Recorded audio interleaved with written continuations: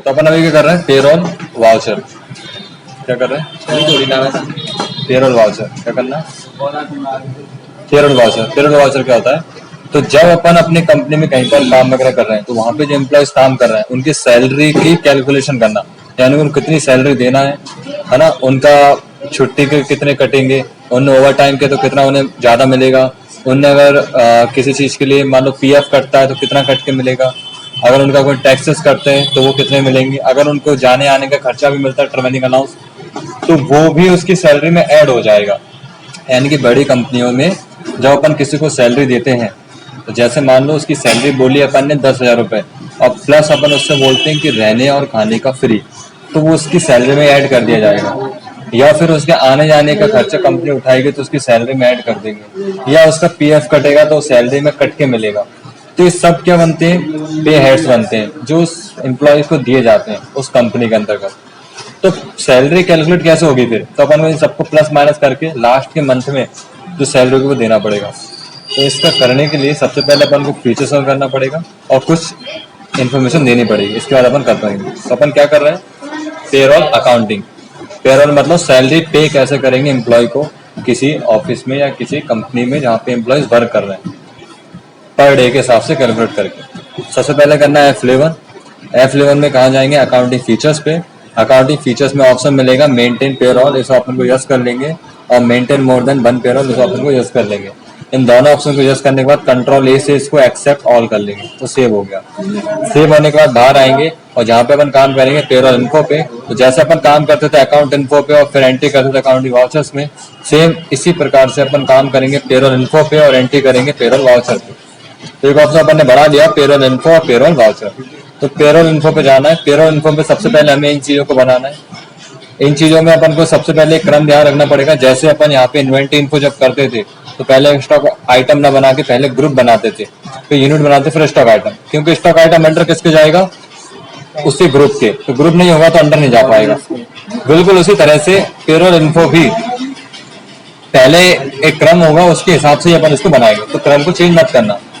सबसे पहले क्या बनेगा, यूनिट ऑफ वर्क, यानी कि अपन जब किसी एम्प्लॉय को जॉब पे रखते हैं तो उसके काम को कैसे नापा जाएगा, उसके कामों को नापा जाएगा या तो घंटों में या मिनट में या दिनों में, तो उसके यूनिट ऑफ वर्क बनाने पड़ेंगे, उससे काम करने के यूनिट कितनी है। तो नॉर्मली है वो घंटों में होगा या मिनट में होगा, तो यूनिट ऑफ वर्क्स में आकर अपन क्या करेंगे, क्रिएट। यहाँ पे यूनिट बनाएंगे तो सैम्बल लेंगे उसका HR, मतलब घंटे के लिए अपन यूज कर लिया इसको। एक यूनिट बनाएंगे अपन मिनट की। कोई एम्प्लॉय मिनट में भी काम कर सकता है, घंटों में भी, ऐसे 5 घंटे 30 मिनट, तो उसके दोनों यूनिट यूज हो रही है। फिर तो इन दोनों को मिला के कंपाउंड यूनिट बना लेंगे। और वो कंपाउंड कैसे बनेगी, ऊपर जाना कंपाउंड पे और यहाँ पे चूज कर लेना HR ऑफ 60 मिनट, यानी कि अपन ने एक मिला के कंपाउंड यूनिट बना दी 60 मिनट और घंटे की, और बता दिया कि एक घंटे में 60 मिनट होते हैं। तो ऐसे अपन ने कितनी यूनिट बना ली, 3। चेक कर लेंगे डिस्प्ले पे, तो एक तो बना दी HR की और एक HR ऑफ 60 मिनट और ये मिनट, 2 तो ऑलरेडी बनी थी, किसी ने बनाई होगी। ये यूनिट बनने के बाद अब क्या बनाएंगे अपन, अटेंडेंस प्रोडक्शन टाइप, यानी कि अपने यहाँ पे जो छुट्टी का सिस्टम है वो किस तरह से है, या काम करने का सिस्टम किस तरह से है। तो कंपनी में नॉर्मल हर कंपनी में सिक लीव होती है, मतलब एम्प्लॉय छुट्टी ले सकता है। तो सिक लीव प्राइमरी, और जब कोई सिक लीव ले रहा है, सिक लीव का मतलब होता है कि बीमार है इसका नाम छुट्टी ले रहा है, तो जब वो बीमार होके छुट्टी लेता है तो उसकी सैलरी कटती है या मिलती है। तो नॉर्मल से जब वो छुट्टी लेके एप्लीकेशन दे के जा रहा है तो उसको सैलरी मिलती है, कटती नहीं है। तो यहाँ पे अपन चूज कर लेंगे अटेंडेंस लीव विद पे, यानी कि यहाँ पे छुट्टी भी दे देंगे और पैसे भी नहीं काटेंगे, यानी कि पैसों के साथ छुट्टी भी देंगे, लीव विद पे। जस्ट अगर मान लो वो एब्सेंट होता है, एब्सेंट होने पे क्या होता है, उसकी सैलरी कटती है। तो यहाँ पे अपन को चूज करना पड़ेगा लीव विदाउट पे, यानी छुट्टी दे देंगे लेकिन पैसे नहीं देंगे।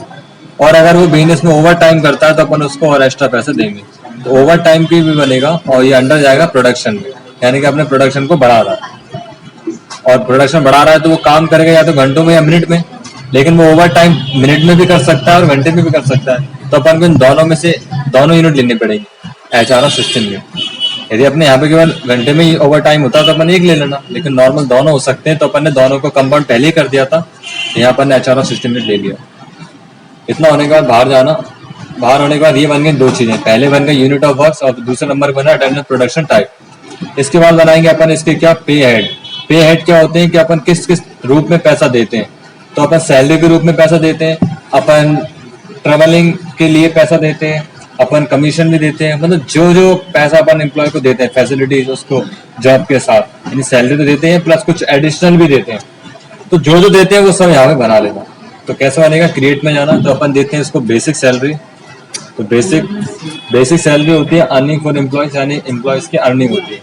यहाँ पे एक इसमें जाएगा फिक्स्ड में, और ये कंपनी का क्या होता है एक तरह का खर्चा, तो इनडायरेक्ट एक्सपेंसिव। बेसिक सैलरी और सैलरी किस हिसाब से मिलेगी, उसकी अटेंडेंस के हिसाब से। इसलिए अपन को लेना ऑन अटेंडेंस, मतलब जितने दिन आएगा उतने दिन की सैलरी मिलेगी।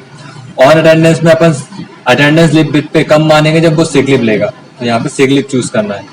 और कैलकुलेशन पीरियड क्या रखना है, तो नॉर्मल अपन मंथ में ही रखते हैं सैलरी, तो मंथ में सैलरी देंगे। और यूजर डिफाइन लेना है, कैलेंडर मंथ में लेना है, तो अपन यूजर डिफाइन करेंगे। और मंथ में कितने दिन मानेंगे अपन, 30 दिन, यानी कि महीना पर 30 दिन का मान रहे हैं, और इसको यस कर लेंगे। तो एक पे ऐड बन गया बेसिक का। ऐसा अपन एक और पे ऐड बनाएंगे, मान लो ट्रेवलिंग अलाउंस का, मतलब उसके आने जाने का खर्चा भी कंपनी देती है, तो टी ए है ना, तो यहाँ पे बना देना टी ए। ये भी अर्निंग फॉर एम्प्लॉइज होगा, और ये फिक्स में जाएगा, और ये एक तरह का खर्चा है, इनडायरेक्ट एक्सपेंस है, यस टी ए। और इसको लेना है अपन को यहाँ से as a flat rate. Flat rate से मतलब ये होता है या तो मंथ में या दिन में कुछ पैसे देंगे। तो नॉर्मल जब कोई एम्प्लॉय को अपन जाने आने का खर्चा दे रहा है, तो नॉर्मल या तो अपन पर डे में देंगे, क्योंकि वो जाएगा तो पर डे अपन को देना पड़ेगा, या फिर कैलकुलेट करके मंथ में दे देंगे।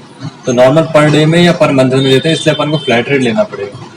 फ्लैट रेट जैसे ही लेंगे तो यहाँ पे पूछेगा अपन को किस में देना है, मंथ में देना है, वीक में देना है, फोर नाइट देना है, या डे में देना है। तो अपन को दिन के हिसाब से देना है, यहाँ पे डे चूज कर लेना और एंटर। तो टी अपन डे के हिसाब से देते हैं, बेसिक सैलरी अपन मंथ में देते हैं 30 दिन के हिसाब से। इसका अपन अगला बना लेंगे, मान लो इसका प्रोफेशनल टैक्सेस कटते हैं, मतलब इसको सैलरी जो मिलती है वो ज्यादा मिलती है, तो उससे प्रोफेशनल टैक्सेस कटते हैं। तो ये अर्निंग फॉर एम्प्लॉयज तो नहीं है, क्योंकि उसके टैक्सेस कट रहा है। तो ये क्या है, एम्प्लॉय डिडक्शन फॉर एम्प्लॉय, मतलब कट रहा है उसके, उससे ये वाला एम्प्लॉय डिडक्शन, इसको चूज करना है।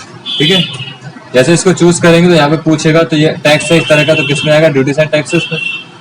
और ये सब ठीक है, प्रोफेशनल टैक्स बोलते हैं इसको, तो टाइप ऑफ प्रोफेशनल टैक्स अपने आप ले लिया उसने।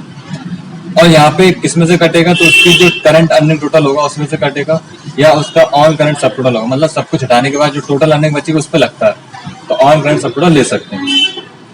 अब कितना क्या लगेगा, तो यहाँ पे अपन बताएंगे कि अगर उसकी सैलरी 10,000 तक होगी तो उस पर कोई भी टैक्स नहीं लगेगा। लेकिन उसकी सैलरी 10,000 से ऊपर होगी तो उससे वैल्यू बेसिस पे कितने % टैक्स लगेगा, 5% प्रोफेशनल टैक्सेस लगेंगे।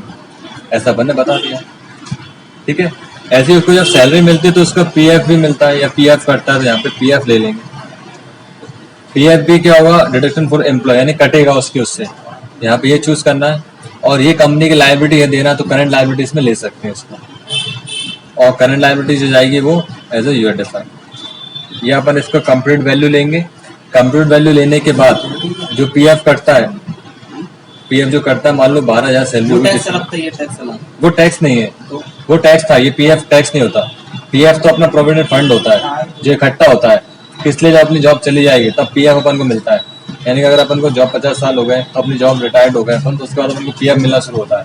तो पीएफ क्या है, आपकी सैलरी है 12,000, तो 12,000 सैलरी है, 12,000 सैलरी ना मिलकर कितनी सैलरी मिलेगी, 11,000, और 1,000 रुपये हर महीने पीएफ में जुड़ता जाएगा। यानी पीएफ एक अकाउंट है जो अपनी सैलरी का कुछ हिस्सा पीएफ में जुड़ जाता है, पीएफ में जुड़ जाता है। अगर मान लो अपनी जॉब चली गई तो बाद में, मतलब अपना रिटायर हो गए, तो पीएफ से अपन को पैसा मिलना शुरू हो जाता है। यानी हर महीने अपन को क्या मिलता है, पीएफ अपने पैसा अपन को ही मिल रहा है। गवर्नमेंट ने एक स्कीम कर रखा है, स्कूल में या किसी कंपनी में कोई जॉब कर रहा है तो वहाँ पे उसका हर महीने पीएफ कटेगा। इससे भविष्य में अगर उसकी जॉब जाती है तो उसका पीएफ पैसा मिल जाए। यानी एक तरह से सेविंग है, अपन खुद तो सेविंग नहीं कर पा रहे, गवर्नमेंट सेविंग करवा रही है पीएफ के थ्रू। तो पीएफ कब कटता है, जब सैलरी 10 या 12,000 से ऊपर होती है। तो यहाँ पे ये बता रहा है कि इसकी सैलरी 12,000 से ऊपर हो, जिसकी सैलरी 12,000 से ऊपर हो उसका पीएफ कटेगा। पीएफ नॉर्मली 12% कटता है, यहाँ पे 12% अपन ले लेंगे। मतलब 12,000 हो तो कोई नहीं लगेगा, और जब 12,000 से ऊपर हो तो 12% पीएफ कट जाएगा। ठीक है, यस हो गया। इससे अपन बहुत सारे पीएफ जो भी होंगे वो सब बना लेंगे। अभी अपन नॉर्मल टीए का बना लिया, नॉर्मल अपन ने एक बेसिक का बना लिया, नॉर्मल अपन ने प्रोफेशनल टैक्सेस का बना लिया, पीएफ का बना लिया। मतलब ये तो नॉर्मल लगते ही है।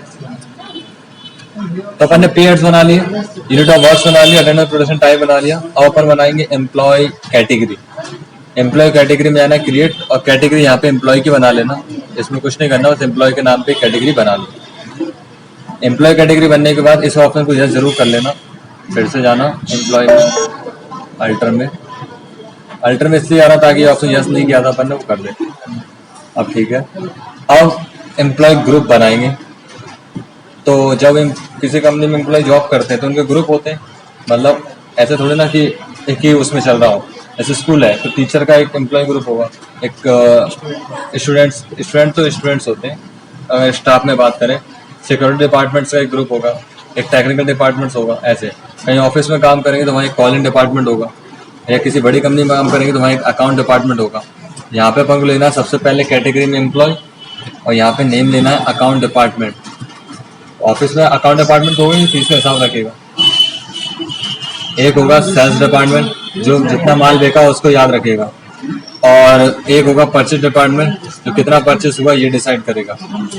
जितने भी डिपार्टमेंट है वो सब अपन अपने बिजनेस में दे देंगे, है ना, अपनी इस कंपनी में। तो नॉर्मल अपन ने 3 डिपार्टमेंट दे दिए अभी। अब एम्प्लॉय बनाएंगे जो इस कंपनी में काम करते हैं। तो एम्प्लॉय में आके क्रिएट करना है। तो सबसे पहले तो ऊपर कैटेगरी से क्या लेना है अपन को, यहाँ पे एम्प्लॉय लेने के बाद उनके नेम। तो अपन किस नाम से बना रहे हैं, तो अपन बना रहे मान लो अपने यहाँ पे कोई राज काम करता है तो यहाँ पे ले लेंगे राज। इसका कोई दूसरा नाम भी है क्या, एलाइस मतलब होता है उर्फ नेम। तो राज के अलावा मान लो उसका नाम मोहन है, मतलब राज है, या राजू बोल दो उसे दूसरे नाम से, तो राजू। डिस्प्ले में क्या नाम दिखेगा, तो राज ही दिखेगा। राजू जो राज है वो अंडर किसके जाएगा, मतलब वो किस डिपार्टमेंट में काम करता है। कंपनी तो अपनी है, लेकिन उस कंपनी में वो अकाउंट डिपार्टमेंट में काम करता है, परचेज डिपार्टमेंट में काम करता है, सेल्स डिपार्टमेंट में काम करता है। तो मान लिया वो सेल्स डिपार्टमेंट में काम करता है, तो यहाँ पे सेल्स चूज कर लेना। उसकी डेट ऑफ ज्वाइनिंग क्या थी, मतलब उसने इसको ज्वाइन कब किया था, तो उसने ज्वाइन किया था 1 अप्रैल को, सही है। सैलरी यहाँ डिफाइन नहीं करेंगे, अपन आगे जाके करेंगे। उसका एम्प्लॉय नंबर क्या है, तो वो दे देंगे 005। उसके डेजिग्नेशन क्या है, डेजिग्नेशन मतलब होता है पद, यानी कि वो सेल्स डिपार्टमेंट में यदि है तो किस पद पे है, तो वो सेल करता है, सेल्समैन है या मैनेजर है, तो अपन ने बना लिया मैनेजर है। तो उसका फंक्शन क्या है, तो मैनेजिंग करना, यानी कि पूरे काम को मैनेज करना। उसकी लोकेशन क्या है, तो यहाँ पे अपन उसका वार्ड या उसकी सिटी दे सकते हैं। तो वो गुना सिटी में है, गुना MP, वार्ड नंबर 6, ठीक है। यहाँ पे उसका जेंडर डिसाइड कर देंगे, तो चूंकि राज है तो मेल है, और डेट ऑफ बर्थ डिसाइड कर देंगे जो भी होगा। उसका ब्लड ग्रुप दे सकते हैं, ये लिखने वाली डिटेल है। उसका फादर्स या मदर नेम दे सकते हैं, जो भी उसका होगा। तो सुरेश, उसका स्पाउस नेम मतलब हस्बैंड और वाइफ नेम, तो जो भी नाम होगा वो दे देंगे। यहाँ पे उसका एड्रेस दे देंगे जो भी होगा। तो उसका एड्रेस है मान लो BG रोड, और यहाँ पे उसका टेलीफोन नंबर, मतलब लिखने वाली डिटेल्स अभी है। ईमेल ID देना चाहे तो दे सकते हैं, बैंक डिटेल देना चाहे तो दे सकते हैं। इनकम टैक्स नंबर के लिए pan card number, UN number, PRAN number, ये सब अपन PF अकाउंट नंबर जो भी होगा वो दे देंगे। अभी तो अपन कुछ भी दे देते हैं। यस, एक एम्प्लॉय बन गया। फिर ऊपर जाएंगे एम्प्लॉय, अब दूसरा एम्प्लॉय बनाएंगे। मान लो कोई है मिस्टर विनय, यहाँ बना देंगे विनय। विनय किस डिपार्टमेंट काम करता है, तो अकाउंट डिपार्टमेंट में काम करता है। एम्प्लॉय का नंबर क्या है, 004। उसका रजिस्ट्रेशन क्या है, तो वो अकाउंट डिपार्टमेंट में क्या है, तो मान लिया अपन ने वो ऑपरेटर है। ऑपरेट कैसे करता है, ऑपरेटिंग करता है, तो यहाँ पे ऑपरेटिंग अपन दे सकते हैं। या अपन लिख देंगे यहाँ पे वो फंक्शन क्या करता है, डेटा एंट्री करता है। लोकेशन, जेंडर, वो सब चीजें फिर से दे देंगे, ठीक है। एंटर।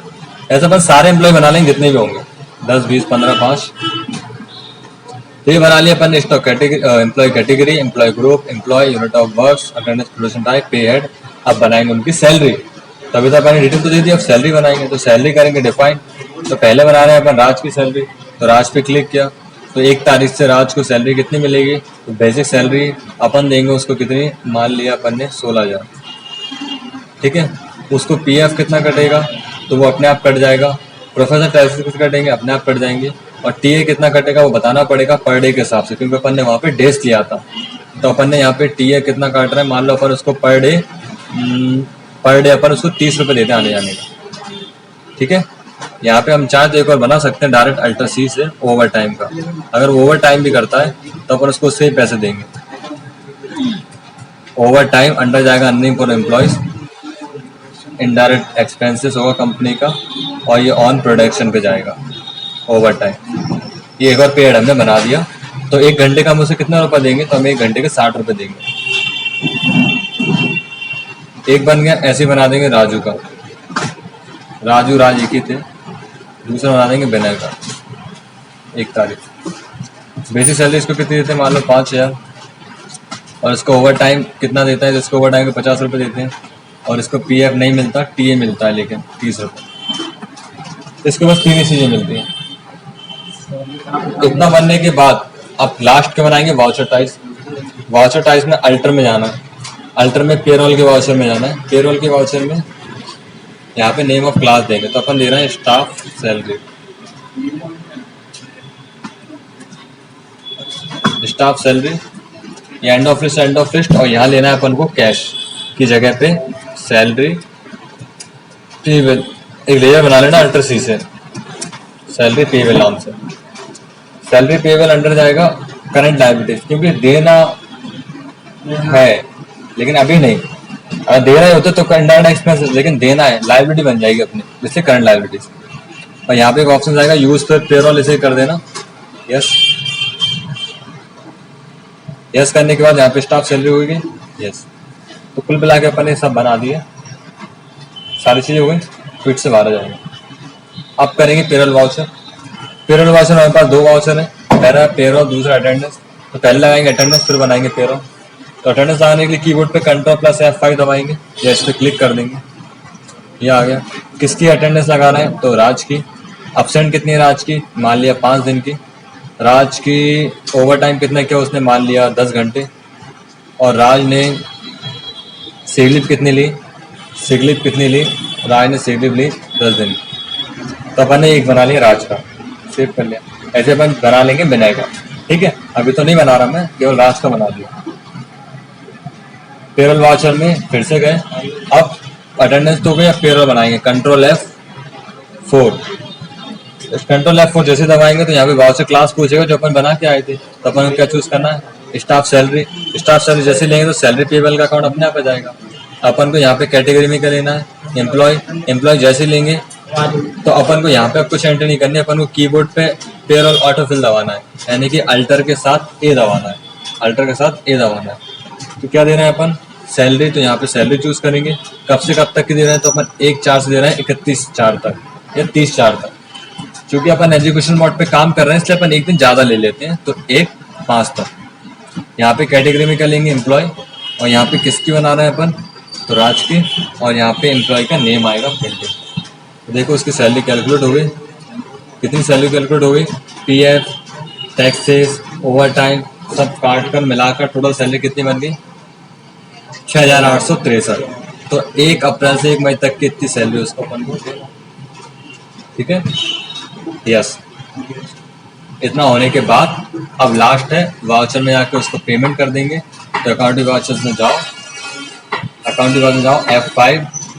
पेमेंट किसको कर रहे हैं अपन, तो सैलरी पेबल को चूज करो। कितनी सैलरी हुई, 6863.33। यहाँ देख लेंगे अपन करंट बैलेंस में। और यहाँ पे पूछेगा तो यहाँ पे अपन को लेना है एम्प्लॉय, और यहाँ पे पूछेगा किसकी, तो अपन को लेना है राज। और यहाँ पे अपन किससे पेमेंट कर रहे हैं, तो बैंक से। यहाँ चूज करेंगे बैंक, लेजर तो है नहीं, कैश कर दे रहे हैं कैश, और ये तो इस तरह से अपन सैलरी का पेमेंट कर देंगे। लेकिन इतना सब करने के बाद, और ये सैलरी पेमेंट हो गई, तो सैलरी अपने आप कैलकुलेट हुई। अपन ने बस एक बार बता दिया कितना तरह देते हैं। अब वो जितने दिन आया, जितने दिन ओवर टाइम किया, जितने घंटे उसने काम किया एक्स्ट्रा, वो सब काट पीट के उसकी सैलरी कितनी हुई वो यहाँ पे देते हैं। तो इस तरह से होता है अपना पेरोल। हर मंथ के हिसाब से ये बनाएंगे अपन। प्रेजेंट डेली के हिसाब से लगानी हो, हाँ तो डेली के हिसाब से प्रेजेंट नहीं लगाते अपन, प्रेजेंट रेशो में लगती है। उसके हिसाब से अपन देखते हैं यहाँ पे 1 महीने बाद कितना हुआ, तो पूरी एब्सेंट प्रेजेंट जितनी हुई वो सब कैलकुलेट करके अपन इसमें देखेंगे। तो ये था पूरा पेरोल अकाउंटिंग, जिसमें अपन ने सीखा पेरोल इन्फो कैसे काम करता है और पेरोल वाउचर में एंट्री कैसे करते हैं। एंट्री होने के बाद अपन उसको पेमेंट कर देंगे अकाउंटिंग वाउचर।